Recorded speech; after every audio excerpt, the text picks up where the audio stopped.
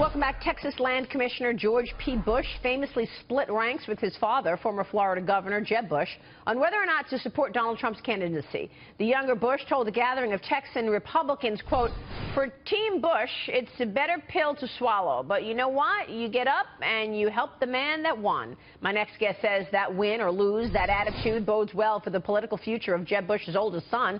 Joining us right now is presidential historian Doug Wead. Doug, good to see you. Thanks so much for joining us. Hey, thank you, Maria. So a father-son split. Tell us why this is a smart play for George P. and his future. Do you think it is? Oh, it is. I mean, history is brutal to politicians who don't support their own nominee and to the politicians who don't support Trump. History will be brutal. It rewards loyalty.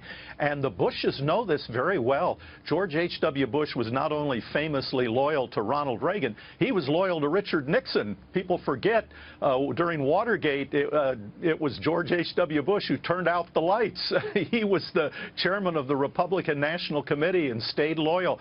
So they know. But the Bushes are not monolithic. I've been in the orbit of that family. They have lively discussions at Kennebunkport. And what could Jeb Bush do? Donald Trump attacked his manhood. So there are times you have to stand up. But George P., you watch, maybe after I'm gone, someday George P. will come to the party and say, hey, I supported you, now you help me. Does that apply to somebody, for example, like Paul Ryan?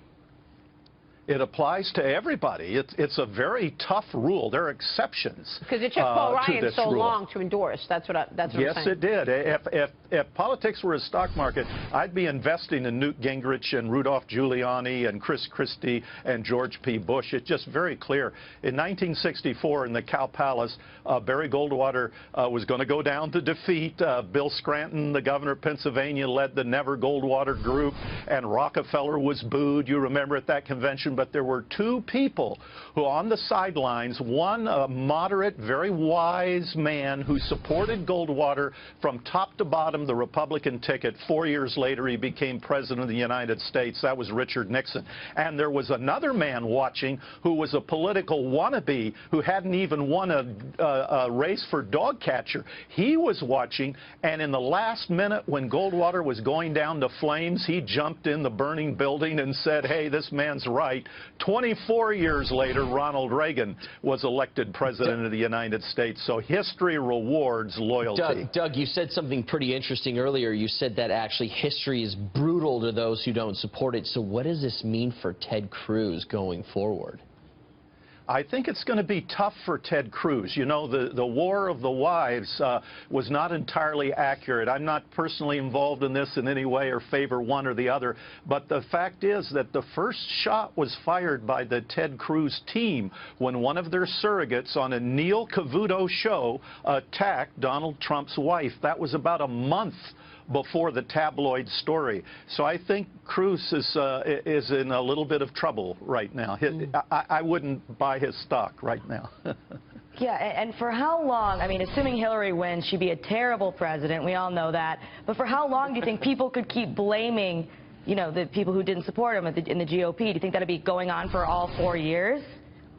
It's interesting how this could play out. You know, you see it's more on the positive side than the negative side. I mean, in 1924, the Democrats had a candidate like Donald Trump. He was attracting new people to the party. Al Smith, he was a Catholic. That was controversial. There was a virulent seam of anti-Catholicism in American history. 54 know-nothings elected to Congress. But one man stood up for Al Smith, nominated him again in 1928 at the Democrat National Convention. The party split. Smith went down in defeat, but the man who remained loyal to him for 8 years became the 32nd president of the United States, Franklin Delano Roosevelt. Loyalty pays. One of my favorite quotes from Ronald Reagan is that politics is the second oldest profession in the world, but it bears a striking resemblance to the first. Oh, he did not like traitors. That is funny. Doug, great to have you on the show. Thanks so much for your insights. Thank you very much. Doug Wead joining us. Final thoughts?